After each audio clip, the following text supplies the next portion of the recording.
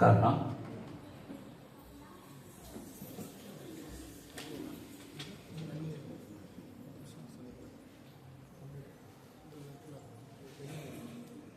ஆண்டவரின் இயக்கத்தை, அங்கலாய்ப்பை தொடர்ந்து அவருடைய தவிப்பை இந்த வார்த்தையிலே நாம் பார்க்கலாம்.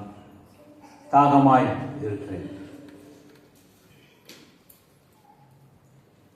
தண்ணீர் தவனமாயிருந்த வனாந்தரத்தில் 6 லட்சம் இஸ்ரவேல் மக்கள் தண்ணீருக்காக தவித்த போது மோசேயினிடத்திலே ஆரோனிடத்திலும் சொன்னார்கள், அந்த கண்மலையை அடி. அதுபோல கண்மலையை அடித்த பிறகு அங்கிருந்து தண்ணீர் புறப்பட்டு வந்தது. அவர்கள் தாகத்தை தீர்த்தார் என்று பார்க்கிறோம். தாகம் தீர்த்த அந்த ஆண்டவர் இப்பொழுது சிலுவையிலே தொங்கிக் கொண்டிருக்கும் பொழுது தாகமாயிருக்கிறேன் என்று சொன்னார். காரணம் என்ன? அவருடைய உடலில் இருந்த இரத்தமும் தண்ணீரும் நீர் சத்து குறைந்து போனது. அடி, கசையடி. அந்த கசையடி சாதாரண அடி அல்ல. வார்க்கச்சையிலே, நுனியிலே முட்கள் அல்லது எலும்புகள், ஆணிகள் சேர்த்து இணைக்கப்பட்டிருக்கிற அந்த குஞ்சம், அதிலே வார் அடிக்கிற பொழுது சதையை பீத்து கொண்டு வரும், இரத்தம் பீரிட்டு வரும்.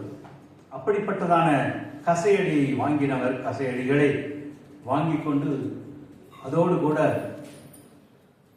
போர் சேவகர்களாலே இகழப்பட்டார், எள்ளி நகையாடப்பட்டார். அவருடைய ஆடை உருவப்பட்டது. அவர் ஏறக்குறைய ஒன்றும் இல்லாதவராக சிவப்பு அங்கி, சிவப்பு துணி அதை தரித்தவராக அவர் போகிறார்.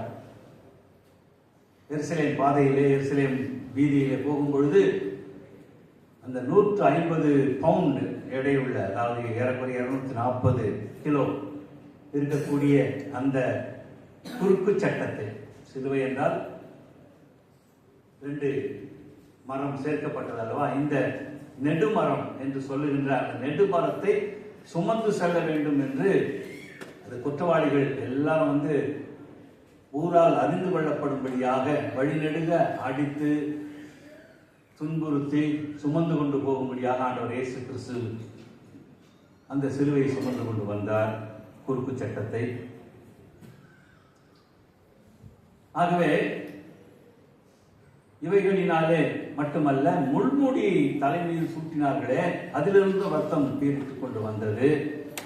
அதுவும் அல்லாமல் சிலுவையிலே அறைந்த பொழுது ஏறக்குறைய 6 அங்குலம் 7 அங்குலம் நீளமுள்ள அந்த இரும்பு ஆணி கரங்களிலே கால்களிலே குத்தப்பட்டது, அடிக்கப்பட்டது. அது கீழே வச்சுதான் அடிப்பாங்க. சிலுவையிலே கிடத்தி அடிப்பார்கள். அடித்த பிறகு அங்கே தோண்டப்பட்ட குழியிலே நாட்டுவார்கள். இந்த கரண்ட் கம்பால நாட்டுறாங்க பாருங்க, அந்த மாதிரி நாட்டுவார்கள். அது மிக வேதனையான ஒரு ப்ராசஸ். ஏனென்றால் அப்பொழுதுதான் பாரம், உடல் முழுவதும் பாரமும் இந்த ஆணிகள் மீது, 3 ஆணிகள் மீது தொங்கி அது கிழியும்படியாக சதை, உடல் பாரம் அங்கே இழுக்கிறது. அப்படி எவ்வளவு நேரம் அங்கே தொங்கினார் நினைக்கிறீங்க? 3 மணி நேரம். 6ஆம் மணியிலிருந்து 9ஆம் மணி வரையில. 6ஆம் மணின்னு சொன்னாக்கா யூதர்களுடைய மணி எப்போ ஆரம்பிக்குதுன்னா காலையில் 6 மணிக்கு ஆரம்பிக்குது. 6ஆம் மணின்றது நமக்கு 12 மணி. 12 மணியிலிருந்து 3 மணி அளவு வரையில அவர் அங்கே தொங்கி இந்த வேதனையை அனுபவித்துக் கொண்டிருக்கிறார். ஆகினாலே அவருக்கு நீர்ச்சத்து குறைந்து போனது. சாதாரணமாக சிலுவையிலே அறையப்படுபவர்களுக்கு காடி கொடுக்கப்படும். காடி என்கின்ற வினிகர், போர்ச்சேவர்கள் குடிக்கிறதான ஒரு புளிப்பான ஒரு பானம். அந்த பானம் வலியை பொறுக்க, வலி நிவாரணையாக கொடுக்கப்படுகிறது. அது மட்டுமல்லாமல் சிலுவை மரணத்தை அடைந்தவர்கள் சபிப்பார்கள், திட்டுவார்கள். அங்கே இருக்கிறவர்களை நோக்கி திட்டுவார்கள். ஆனால் ஆண்டவரோ முதல் வார்த்தை ஆரம்பிக்கும் பொழுதே பிதாவே இவர்களுக்கு மன்னியும் என்று தானே ஆரம்பித்தார். அவ்விதமாக தொடங்கியவர் 4ஆம் வார்த்தையில என் தேவனே என் தேவனே ஏன் என்னை கைவிட்டீர் என்று அங்கலாய்த்தார். ஏனென்றால் உங்களுடைய அங்கலாய்ப்பு என்னுடைய அங்கலாய்ப்பு அனைத்தையும் அறிந்தவராக வாழ்க்கையிலே கஷ்டம், துன்பங்கள், ஏமாற்றங்கள், நாச மோசங்கள் அடைந்தவர்கள் சொல்லுகிறதான் அந்த வார்த்தை. ஐயோ ஏன் என்னை கைவிட்டீர் என்று. இப்பொழுது தாகம் மிகுந்திருக்கிறது. தாகம் மிகுந்தவர்கள் என்னிடத்தில் வாருங்கள், நான் உங்களுக்கு தண்ணீர் கொடுக்கிறேன் என்று சொன்னவர் இப்பொழுது தண்ணீருக்கு ஏங்குகிறார். தேகத்தில் தண்ணீர் இல்லை. தண்ணீர் தான் உயிர்களுக்கு ரொம்ப ரொம்ப அவசியம். எங்க தண்ணீர் இருக்கிறதோ, சந்திரமண்டலத்தில் கூட தண்ணீர் இருக்கிறதா, செவ்வாயில தண்ணீர் இருக்கிறதா என்று சொல்லி ஆராய்ந்து கொண்டு இருக்கிறார்கள். வீடு கட்டும் பொழுதும் வீடு வாங்கும் பொழுதும் சரி, அந்த மனை நீரோட்டம் இருக்கிற தண்ணீர் கிடைக்கிற இடமா, அல்லது ஊராட்சி மன்றத்திலிருந்து வருகின்ற தண்ணீர், குழாய் தண்ணீர் கிடைக்கின்ற இடமா என்று நாம் பார்க்கிறோம். நிலம் வாங்கினாலும் அப்படிதான். ஆறு இருக்கிறதா, குளம் இருக்கிறதா, தண்ணீர் பாய்ச்ச முடியுமா? ஏனென்றால் நீரின்றி வாழாத உலகம். இதுதான் இலக்கியத்தில் வருகின்ற நிலை. நீரின்றி வாழாத உலகம் ஆகினாலே நீர் மிக மிக அவசியம். அந்த தண்ணீர் இவருக்கு கவனமாக இருக்கிறது, குறைவாக இருக்கிறது. ஆகினாலே தாகத்துக்கு கேட்டார். இதற்கு முன்னதாக அவர் சமாரியா தேசத்திலே நடந்த பொழுது சமாரிய பெண்ணோடு அவர் பேசுகிறார். தாகத்துக்கு என்றார். அந்த அம்மா ஏன் தண்ணி கொடுக்க முடியல? அந்த பெண் சமாரிய பெண்ணாக இருந்தால், இவர் யூதர். யூதர்கள் உயர்ந்த ஜாதி, சமாரியர்கள் இரத்த கலப்பானவர்கள், யூத சடங்குகளை சரியாக கடைபிடிக்காதவர்கள், காணிக்கை சரியாக தராதவர்கள் என்று சொல்லலாம். சடங்குகளை ஆசரிக்காதவர்கள், ஏதோ ஒரு காரணத்தினால. அப்படி இருக்கின்ற பொழுது மிகவும் மத சார்பாக ஒழுக்க நெறியில் இருக்கின்ற யூதர், அதிலும் ஒரு ஆண் பெண்ணிடத்தில் சமாரிய பெண், அந்த பெண்ணும் நல்ல வாழ்க்கை வாழ்ந்ததாக தெரியவில்லை. எத்தனாவது புருஷனோட வாழ்ந்து கொண்டிருந்தார். ஆகவே 5 புருஷர்கள் கொண்டு இருக்கணும் முட்டையில. ஆகினாலே உன்னை பத்தி எனக்கு தெரியும். அம்மா சொல்றாங்க, இந்த மலையில் நாங்க தனியா போய் கும்பிடுறோம், எனக்கு கெரிசீம் என்கின்ற மலையிலே கும்பிட்டு கொண்டிருக்கிறோம். நீரோ இங்க எருசலேமிலே கும்பிட வேண்டும் என்று சொல்கிறீரே, வணங்க வேண்டும் என்று சொல்கிறீரே. அப்பதான் ஆண்டவர் சொல்றாரு, அம்மா கரெக்ட்,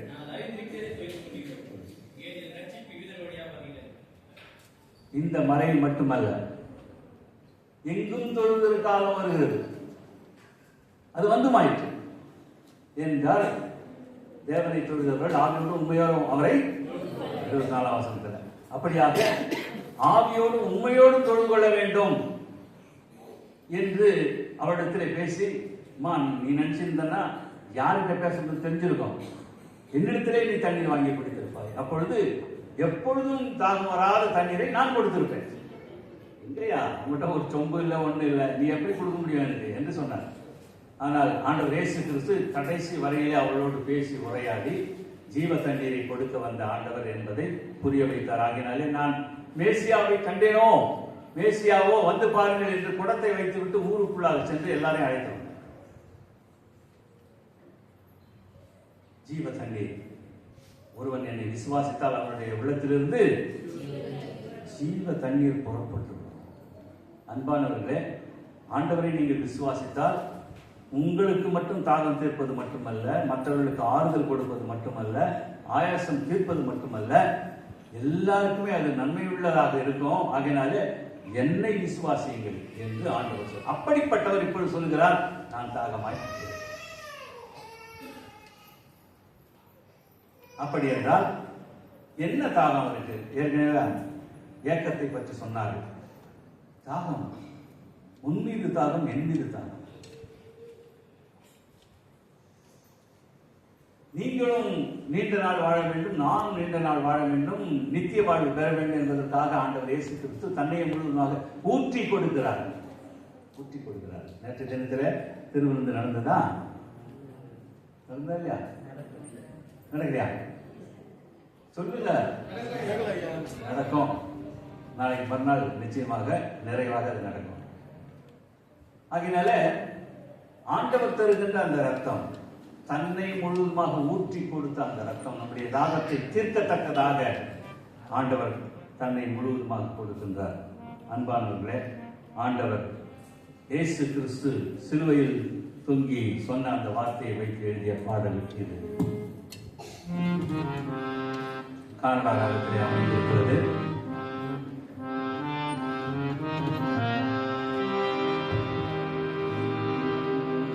தாகமாயிருக்கின்றேன்,